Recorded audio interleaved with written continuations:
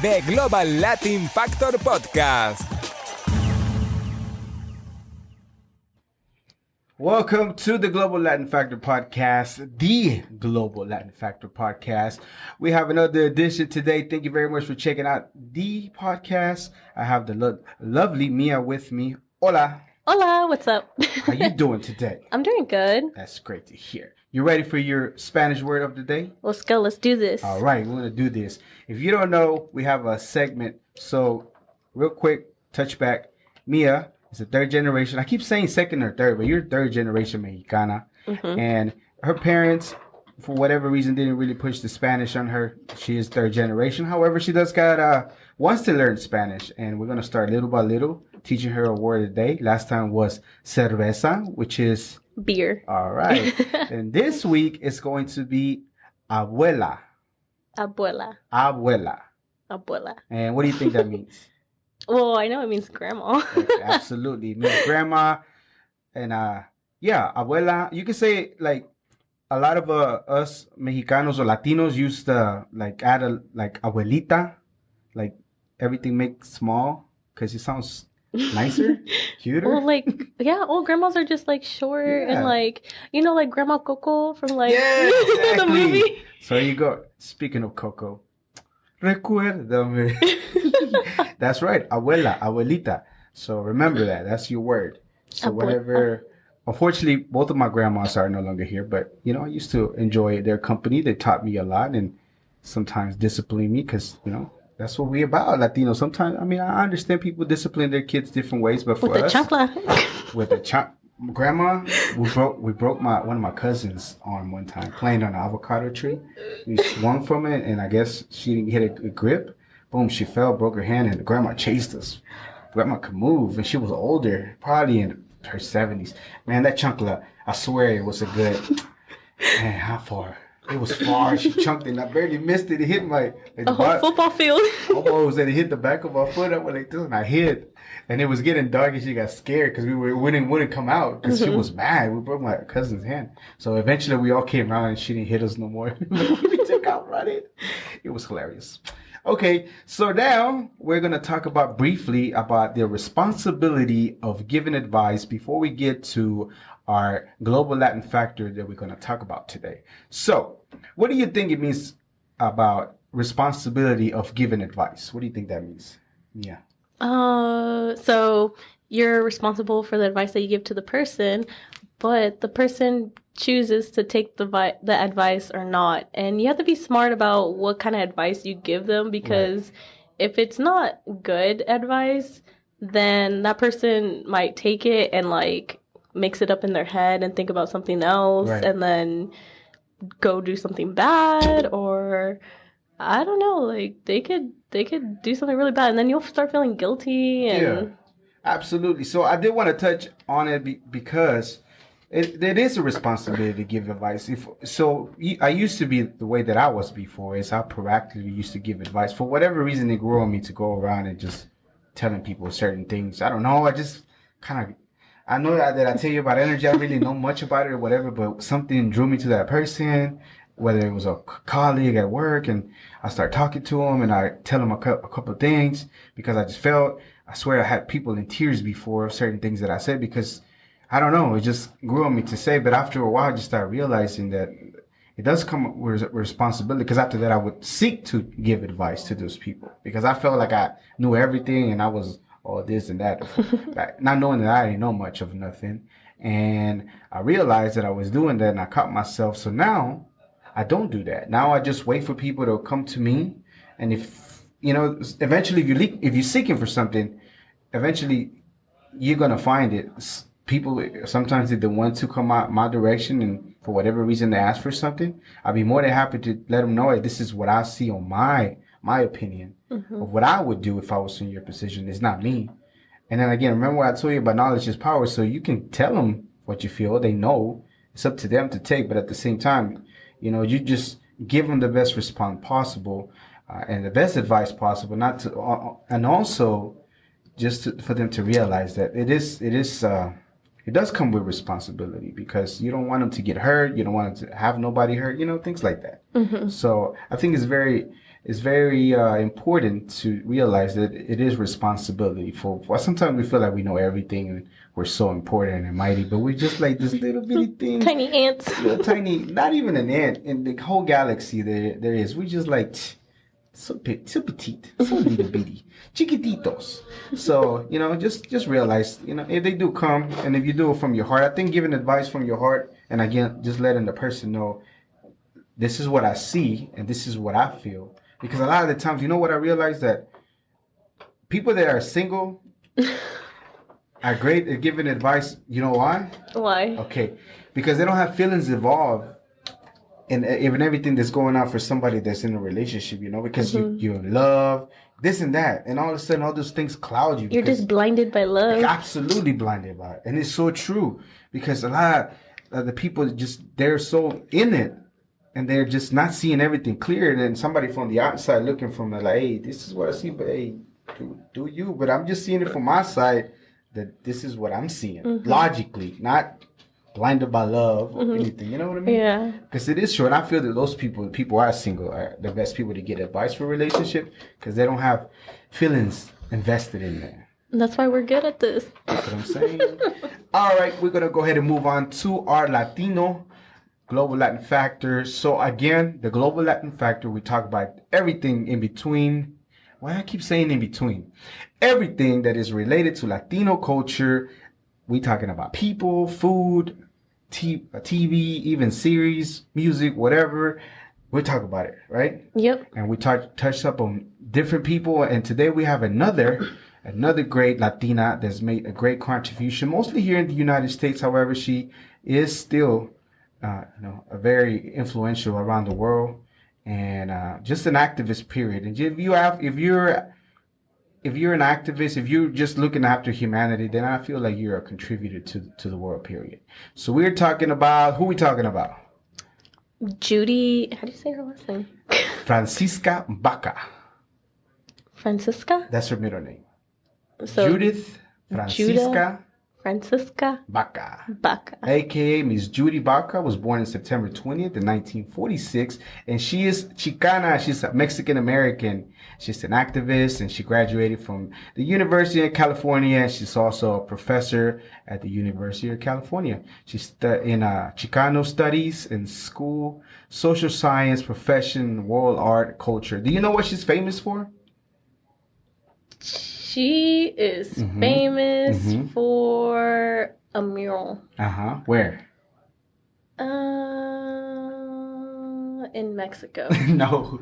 I don't know. It was Mexico before. You're not. But it's a mirror like of her grandma, or it's called that word I can't say it. Abuelita. And that's the word I can't pronounce correctly. Abuelita. Abuelita.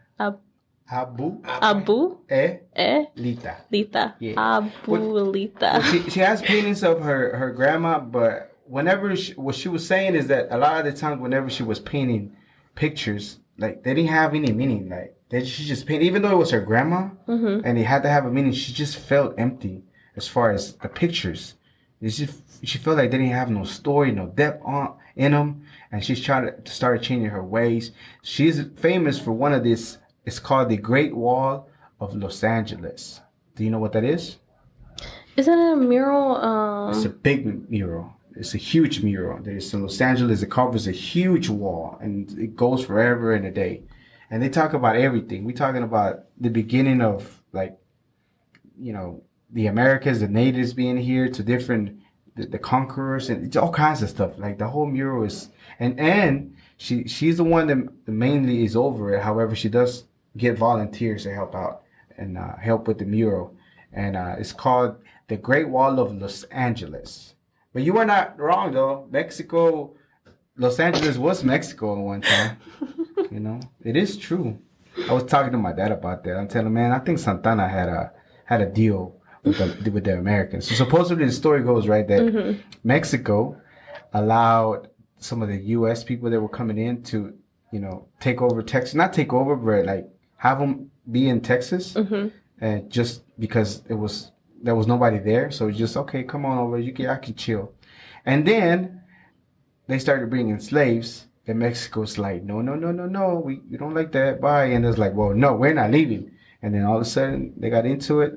The Texas War, Mexico War, and then before you know it, Santa Alamo and all that. Yeah, and in then San Antonio. before you know it, Santana gets defeated, a huge army by a small group of Texans. But I don't know. It just don't sound right. There were way too many of them. And I just feel like there's something there. Santana's family was probably well off after that.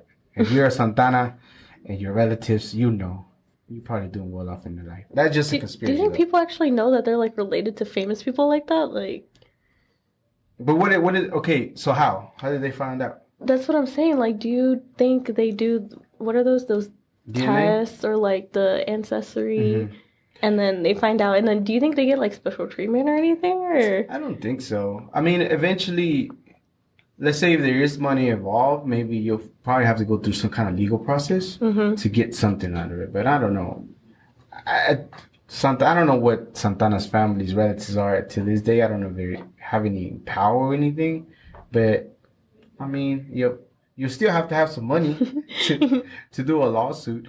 All right, moving on. So again, the Great Wall of Los Angeles. Some of these individuals that we talk about it's just like it's like an iceberg, right? We just talk about just the tip of all the things that they've done in their life, accomplished. And again, this is one of the magnificent things that you can see in Los Angeles. It's a landmark picture, and again, it's historical because it's never been done before. And it began, the process itself began in 1974, and it completed over five summers. The Great Wall employed over 400 youth and their families from diverse social economy and backgrounds. So pretty much different people, volunteers along, but all these people came over and helped out make this amazing mural. Now, are you familiar at all with the Fibonacci sequence? You know what that is? no. Okay, so supposedly this is like, they call it the golden ratio, which is any number. So for example, it starts off like this, a number sequence, right? It starts from 0, 1, and then 1, you add 1, so it becomes 1 again. And then from that 1, you add another 1, so it becomes 2. And from the 2, you add the previous number, so it becomes 5. And from that 5, you add the previous number, it becomes What? 8. You see it? Okay. So it's 1, and then you add a 1. Yeah. And so 1 Becomes and 1 2. becomes 2. And then 1 plus That's 2 one- is 3. 3, And 2 plus 3 is 5. and then so on and so forth. 3 plus till 5. for infinity. For It infinity? goes forever. So anyways, if you put it in a square sequence, it gets this, it's a spiral, right? And you can find it anywhere in the universe. You can find it in people's faces. You can find it in flowers. You can find it in the Wait, galaxy. you said in people's faces? Yeah, like symmetrically. Supposedly, it's like the reason why it's famous is because people's eyes are more likely to look at that. Like people are proportionally, according to the ratio, the golden ratio, that their features are like more symmetrical, and we're like more likely to look at that person. I don't know if it's true or not. I did heard this Carlos, I think it was a Harvard professor. He broke down all the myths about it, and a lot of the things is just coincidence. But they do use the golden ratio as far as in the actual mural. They did use the proportions to keep the like same even. Yeah, the same. Yeah, even. And the Apple logo is compromised of like several of those. Which one? The Apple logo. Do they? It's a bunch of Fibonacci sequences. Really? Apple? For real? I mean, again, not every single person has used it in history. Even like Da Vinci, he knew about it, but a lot of the work he did and his paints and everything, he didn't. You can even structure songs according to the Fibonacci sequence, and there people have done it before. And pi, you know pi? Yeah. Yeah, same thing. You can.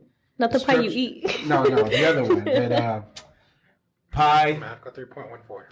3.14, yeah. So people have done and sequenced songs according to pi, and you can do the same thing for Fibonacci sequence as far as the numbers. Like you can structure it to. Again, I'm just going off. I'm confusing you. My bad. Just look into it. Fibonacci sequence, the golden ratio. get in there on the rabbit hole and go through it. But they do it. It's crazy that they do use it in the mural, and that was interesting to me. So Baca has stood for art and service for equality for all people and integrated of ethics with creative impression, meaning that she fought not only for Latinos, Chicanos, but everybody in between. The mural was built in Los Angeles by every single type of person. There's for every walk of life that were welcome to contribute to this thing. And I think it's a beautiful thing where you can get people together and contribute. Because I remember, I said before, when we were coming in to be what we are today. So, you know how everybody's want to be competitive, this and that. But do you think back in the days when we were living in caves or whatever the case, do you think that we were trying to compete against each other? Like you said, cavemen people, right? If we're living in caves. I mean, I feel like we're fighting to the finish, like all for one, right? So, back in the days, we were so there was not enough of us that we had to work together in order for us to keep striving as humanity. So we weren't worried about competing with each other. We were worried about taking down a big gain or something so we can stay alive, you know? So a lot of the times we forget about that when we began our history of humans, we started by working with each other and growing and exploring. After a while, it became this competitive thing and blah, blah, blah, which is cool, I guess. But after a while, I don't think that's the wave. I think the wave is to help each other out and work together. Like when we did the Despacito, you're talking about a Puerto Rican, Colombian, and Peruvian. 3 nationality Latinos made this amazing song that is like the biggest thing that ever happened. You know what happens? That's what happens when we cooperate as far as Latinos. And this is only one example, because there's been so many other examples of Latinos coming together and just doing beautiful things. Like where you work at, do you have different type of culture, or just mostly Latinas? Or No, there's a whole different type of culture there where I work. And that's what I like about it, honestly, because it's different than the other location in Dallas. Right. Because there it is just one type of, it is mostly Latinas there, you know? Mostly Mexicanas, right? Yes. And at the location that I work at, there is a wide variety, because different types of people do come in there because they want it to be more of, like, not just focus on one race, you know? Right. They want to introduce it to everybody and, like, show what we got. Yeah, I like that concept too. Again, it just looks a whole lot better when you can see different people. And I recommend for everybody, because I know you traveled before here in the States, but when you see other people, the way they live, if there's any advice that I can give anybody, just travel just one time. Go see how somebody else lives. Go see how they do things. And you'll be like, it opens your eyes a different way. I can't even describe the way it is. There's not like a blindfold or anything, but all of a sudden you start relating to other people, like, oh, wow, they do things like this, you know? Nothing to do with the way that I'm accustomed to doing, you know? And that's pretty cool. Any final thoughts on Miss Judy Baca? Where is this mural located? I didn't get the address. Can you help me out?